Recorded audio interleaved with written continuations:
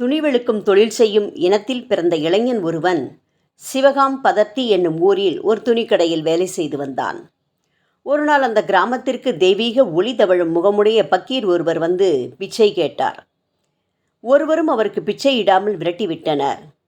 பக்கீரின் கம்பீரமான உருவத்தையும் தெய்வீக ஒளிதவழும் முகத்தையும் கண்ட அந்த சலவை தொழிலாளியான இளைஞனுக்கு அவருக்கு உணவளிக்க வேண்டும் என்ற எண்ணம் மேலிட்டது. வீட்டிற்கு விரைந்து வந்தான் அவன்.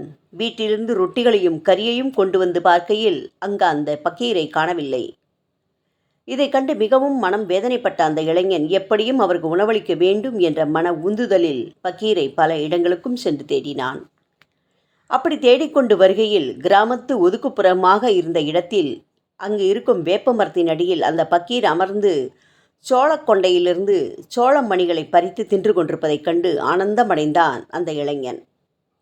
ஆவலுடன் அவரை நெருங்கிய இளைஞன் தான் கொண்டு வந்த ரொட்டி துண்டுகளையும் மாமிசத்தையும் பக்கீர் முன் சென்று கொடுக்க முயன்றான்.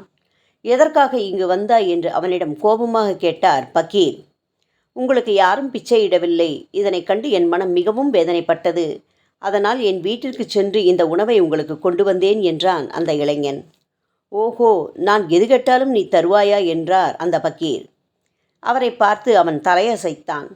என் வாழ்க்கையில் ஏற்பட்ட விரக்திக்கு அளவே இல்லை. நீங்களாகவே எதையும் எடுத்துக்கொள்ளலாம் என்று இளைஞன் கூறியதை கேட்ட பக்கீர் தன் கோபம் தணிந்தார். அதோடன்றி அன்புடன் தன் இரு கரங்களையும் அந்த இளைஞன் தலைமேல் வைத்து அவனை ஆசீர்வதித்தார். மகிழ்வுடன் தன் வீட்டிற்கு திரும்பிய அந்த இளைஞன் தன் பெற்றோரிடம், எனக்கு தகுந்த குரு கிடைத்துள்ளார், நான் இனிமேல் சம்சார பந்தத்தில் ஈடுபட மாட்டேன் என்று கூறிவிட்டு பக்கீரை நாடிச் சென்றான். அப்படி சென்றவன் அவ்வூர் மயானத்தில் இருந்த அந்த பக்கீரை சந்தித்தான். அவரிடம், உங்களை பிரிந்து நான் உயிர் வாழ மாட்டேன் என்று கண்ணீர் மல்க கூறியவன் அவர் கால்களில் விழுந்து வணங்கினான்.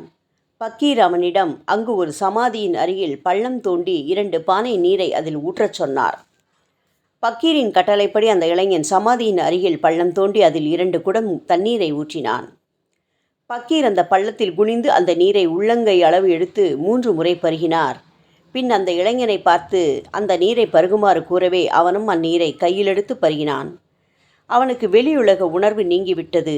மீண்டும் உணர்வு வந்து எழுந்து பார்த்தபோது அங்கே பக்கீரை காணவில்லை. உள்ளம் துடித்து போனான் அவன். எப்படியாவது அந்த பக்கீரை பார்க்க வேண்டும் என்ற வெறி உணர்வுடன் பல இடங்களில் அவரை தேடி அலைந்தவன் கடைசியாக ஷீரடிக்கு வந்து சேர்ந்தான். அங்கு விசாரித்தபோது அவ்வூர் மசூதியில் ஒரு பக்கீர் இருப்பதாக ஒரு சிலர் கூறினர்.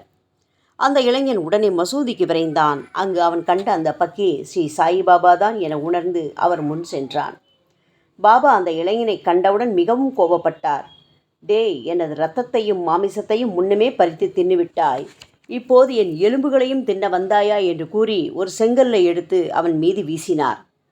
அந்த கல் இளைஞனின் நெற்றியை தாக்கியது. இரத்தம் வடிய அந்த இளைஞன் கீழே விழ பாபா ஓடோடி சென்று அவனை தாங்கி தன் மடியில் படுக்க வைத்து அவர் தலையை தடவினார். உடனே அந்த காயம் மறைந்துவிட்டது. உடலில் ஒரு புத்துணர்வு தோன்ற அந்த இளைஞன் எழுந்து உட்கார்ந்தான். பாபா அவனிடம், உன்னை முழுமையாக ஆசீர்வதித்து விட்டேன். ஆண்டவன் அருள் உனக்கு என்றும் உண்டு. மக்கள் உன்னை தெய்வமாக போற்றும் காலம் வருகிறது. தர்மசாலை, கல்விச்சாலைகளை நீ நிறுவப் போகிறாய். ஆயிரக்கணக்கான பக்தர்கள் உன்னிடம் வந்து சேர்வார்கள் என்று பாபா அந்த இளைஞனை அணைத்தபடி கூறி, இனி என் பின்னே நீ திரிய வேண்டாம் என்று கூறினார். அந்த இளைஞன் மன நிறைவுடன் ஷீரடியை விட்டு வெளியேறினான். பாபாவினால் ஆசீர்வதிக்கப்பட்ட அந்த இளைஞன் வேறு யாரும் அல்ல, ஸ்ரீ காட்கி மகராஜ் என்ற பெயரில் உலகமெல்லாம் போற்றும் மகான்தான் அவர்.